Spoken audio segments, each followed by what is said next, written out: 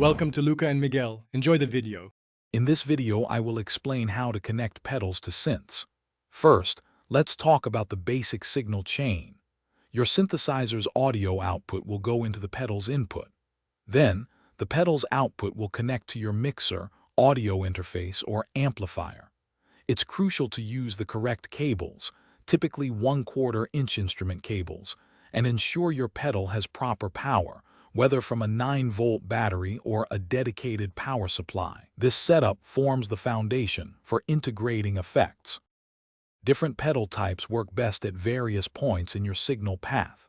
For instance, modulation effects like chorus or phaser often sound great directly after your synth, adding movement to the sound. Time-based effects, such as delay and reverb, are usually placed later to create spaciousness. If you're using a distortion or overdrive pedal, try putting it early in the chain to really sculpt the synth's core sound before other effects are applied. Experimentation is key to finding your unique sound. For more advanced integration, consider using a send and return loop, often found on synthesizers or audio mixers.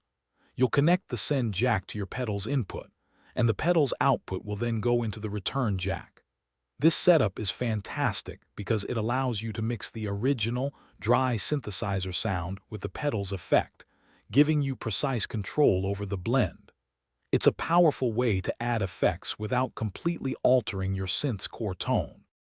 When troubleshooting, always double-check all your cable connections. A loose 1/4 inch jack is a common culprit for signal loss.